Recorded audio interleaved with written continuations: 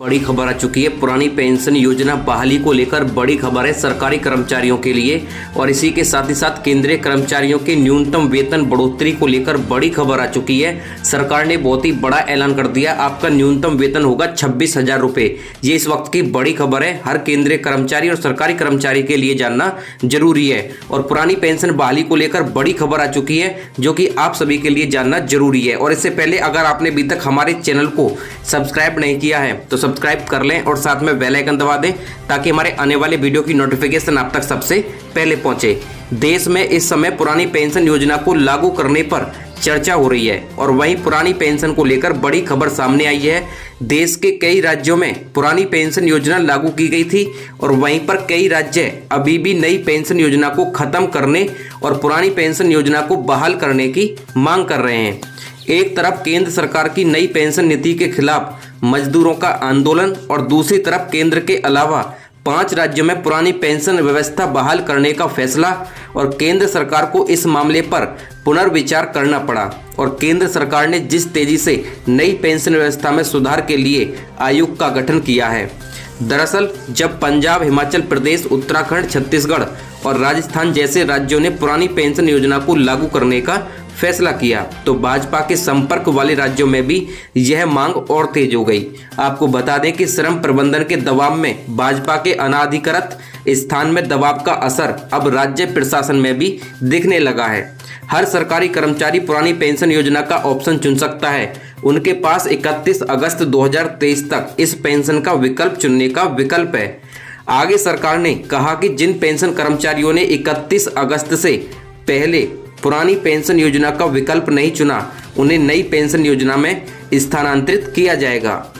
केंद्रीय वित्त मंत्री निर्मला सीतारमण ने नई पेंशन प्रणाली की समीक्षा के लिए वित्त मंत्री की अध्यक्षता में एक कमेटी बनाई है और उस पर रिपोर्ट मांगी है।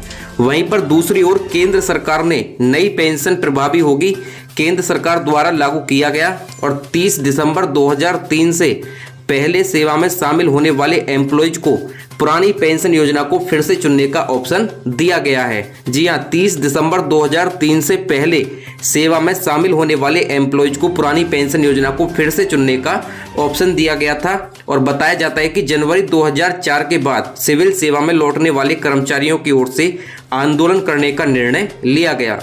कहा जाता है कि ये कर्मचारी केंद्रीय वित्त मंत्री द्वारा गठित कमेटी पर भरोसा नहीं करते और पुरानी पेंशन व्यवस्था को अपना हक मानते हैं।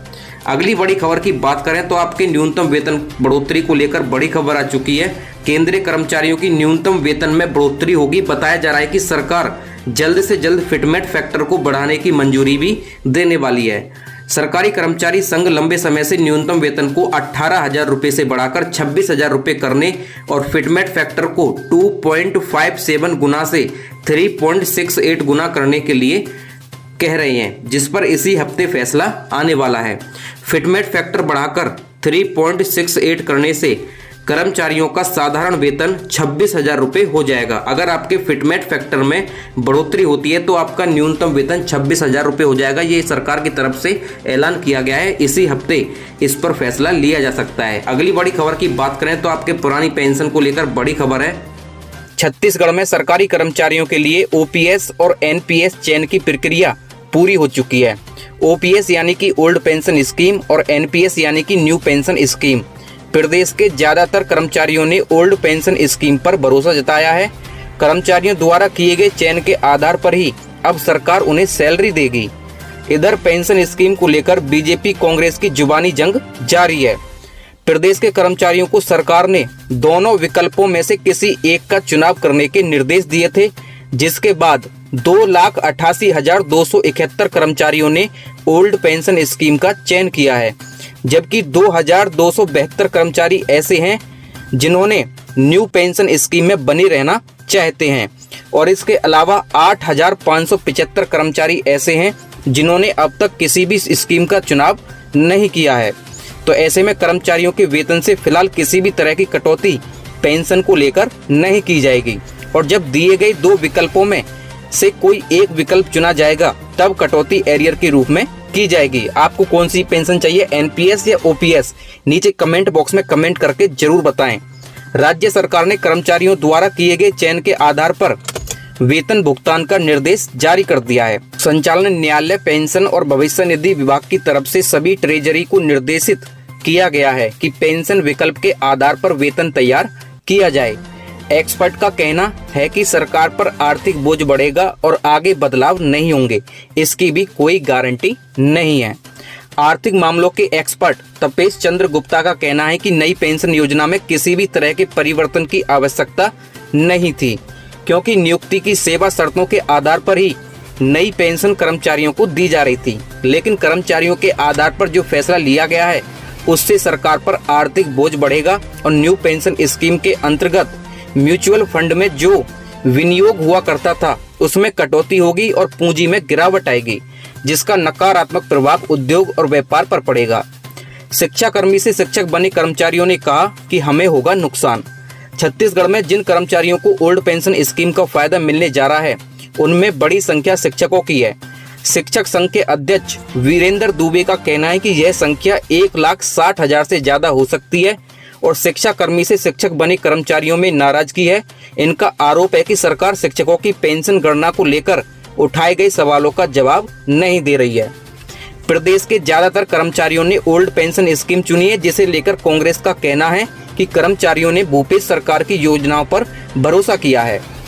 कांग्रेस प्रवक्ता धनंजय सिंह ठाकुर ने कहा कि रिटायरमेंट के बाद कर्मचारियों और उनके परिजनों को कोई आर्थिक संकट न हो, इसलिए ओल्ड पेंशन स्कीम शुरू की गई है। और केंद्र में पहले भी जब बीजेपी की सरकार थी उस समय ओल्ड पेंशन स्कीम बंद की गई थी और अब कर्मचारियों के हित में जब भूपेश सरकार इसे राज्य में शुरू कर रही है तो इसे रोकने के लिए केंद्र एनपीएस में जमा 17,240 करोड़ रुपए नहीं दे रही है।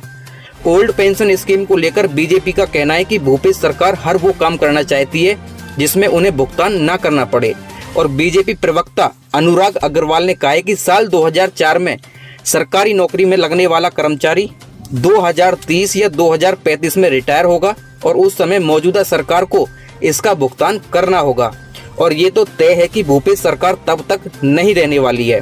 सीएम कह रहे हैं कि केंद्र 17,000 करोड़ से ज्यादा की राशि नहीं दे रही है और पहले ये बताएं कि कर्मचारियों की राशि में आखिर उनको क्यों इतना इंटरेस्ट है, क्योंकि अब सरकार की निगाहें कर्मचारियों की जमा राशि पर है, यानी कि कर्मचारियों का जो एनपीएस का पैसा है वो सरकार नहीं दे रही है।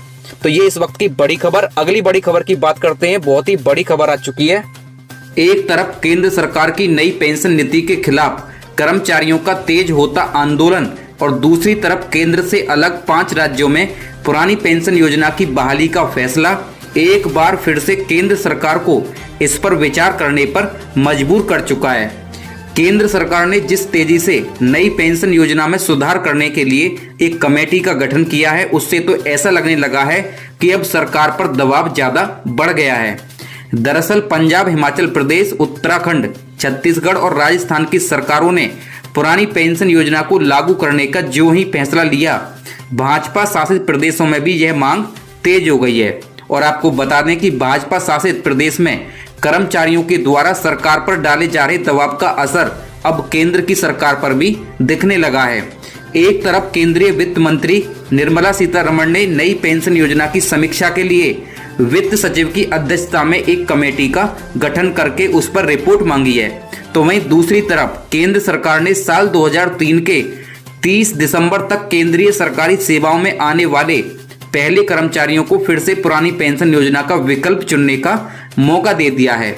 और आपको बता दें कि जनवरी 2004 के बाद जिन कर्मचारियों ने सरकारी सेवा में बहाली पाई है, अब उनकी तरफ से आंदोलन को तेज करने का फैसला लिया गया है।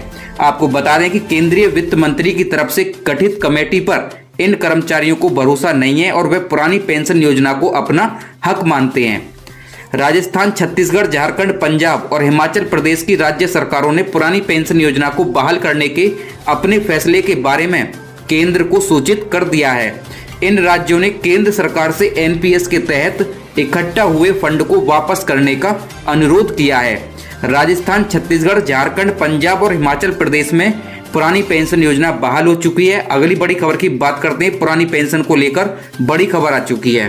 पुरानी पेंशन को लेकर बड़ी खबर आ चुकी है। सरकारी कर्मचारियों के बीच ओल्ड पेंशन योजना की बढ़ती मांग को लेकर केंद्र सरकार सतर्क हो गई है। यह चुनावी मुद्दा बनता जा रहा है और इस साल कई राज्यों में विधानसभा चुनाव होने वाले हैं और फिर 2024 में आम चुनाव हैं और इससे पहले